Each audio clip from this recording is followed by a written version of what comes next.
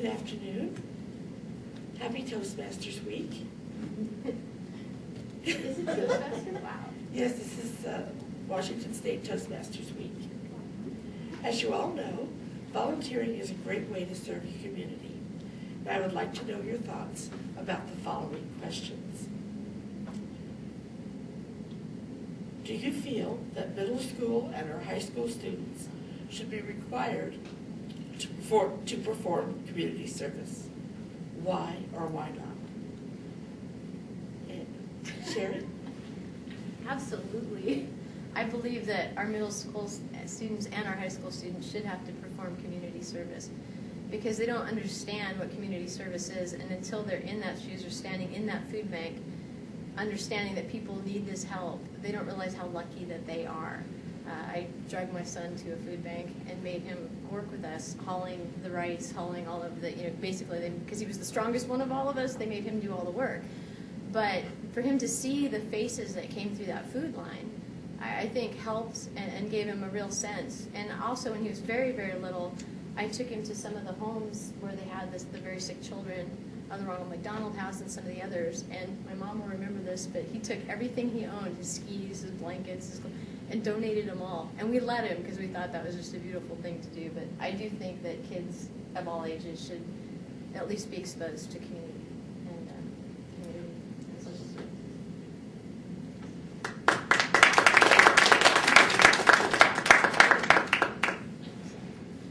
Well, I agree with Sherry 100% that kids really do need exposure to that because that's a really critical part of life is that we all receive so much. It's important to have that balance of giving. The one caveat I would make, though, is that I don't know that I like the word required in school because I really think it should come from the family first. But I do also realize, and I think in the spirit of what Sherry was saying, there's a need because unfortunately many people don't have that family structure or that opportunity. So I think they need the opportunity to do that one way or another. So what a great topic too. That's really important in building the future of our country and of our world.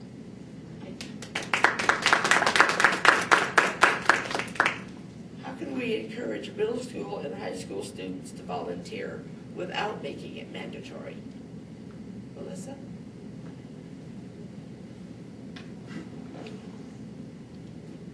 This is a tough question because I have younger brothers, one who's in freshman in college and one who is a junior in high school.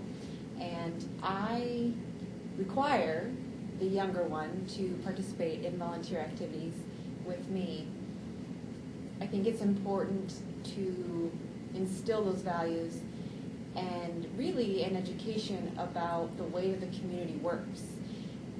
Kids can sometimes get locked into their daily wake up, go to school, go to baseball practice, homework, paper, after-school job, and it's not a real image or it's not a real glimpse into how society works. And so getting them out there in the real world, seeing some of those hardships that Sherry mentioned, I think is critical. I don't know how to make them do it without requiring it because it's one of these things that falls into the you'll be glad you did it later.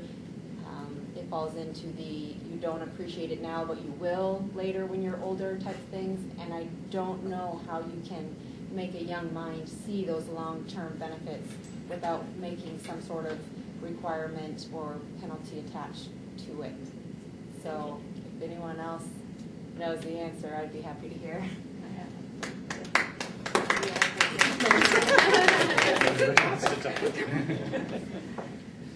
For me, I believe, I don't have kids yet, but I stayed with my sister when my niece, who's now 7 years old, was growing up when she was still a baby. And I believe, also growing up with the way our parents brought us up, is that you have to start from when they are very little.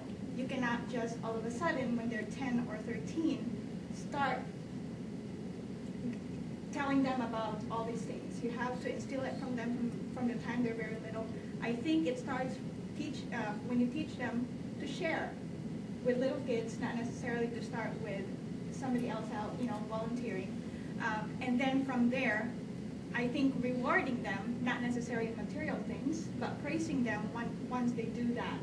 that would inspire them to be more sharing with their friends, their classmates, and then later on give them the opportunity to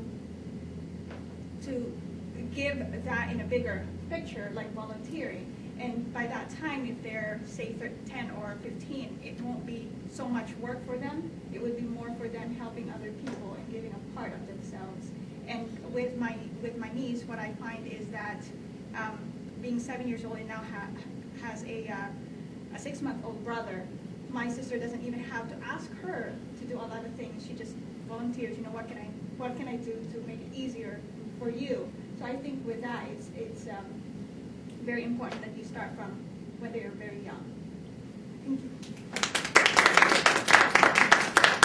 Nancy? Yes, as far as it not being required, there are other ways to approach it in the school system. I used to teach animal care occupations for high school and adults when I was in California. And there are things that teachers can do. And if the teachers were educated to bring these into the class, these subjects, we call them that, they can do things such as field trips. The kids want to go on field trips. They want to get out there. They want to be active. Everybody else is going, I want to go too. It's not mandatory. You don't have to go on a field trip. They can do projects in school.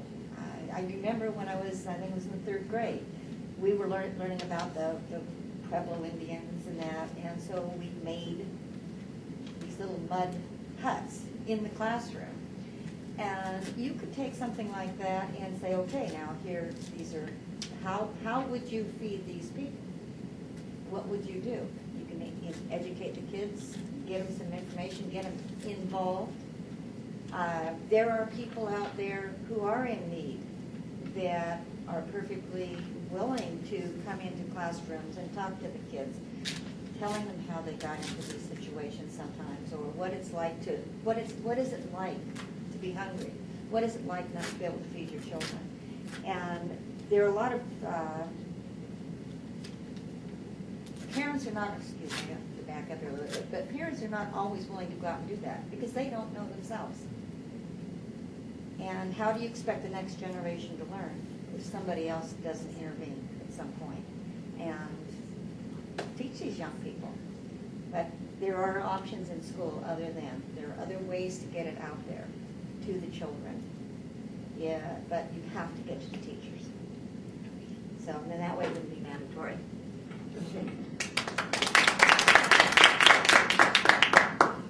Okay. How does teaching kindness to animals help children to be better people? Louise?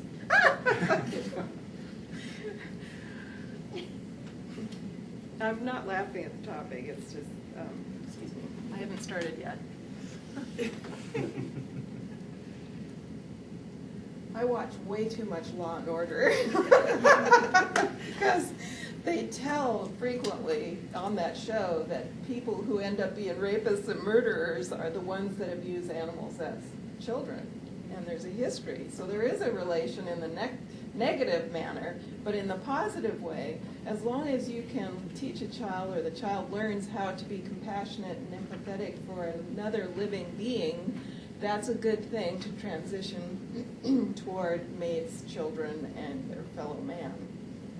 And as parents, I think it is our job to inspire and instill in our children to help other people. It's not, the point is not to show them a snapshot of poor people or a vision or expose them to them.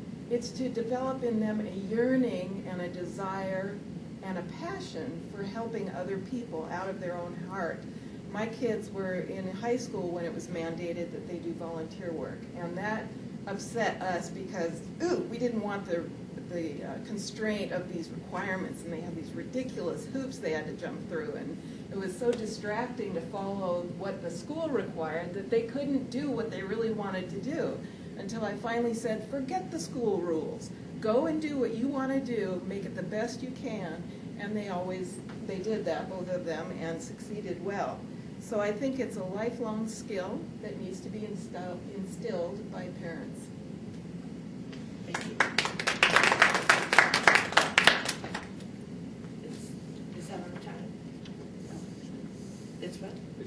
Yeah, 12:35. Okay. Did you want to call for the timers report? Yes, the timers report. I am very happy to say, amazingly so, Sherry, Walt, Melissa, Jeanette, Nancy, and Louise all qualified. This is wonderful. Okay. Thank you all for your help. Excellent questions. Yeah. Did you have a No, we said excellent questions. Oh, excellent. Thank you very much.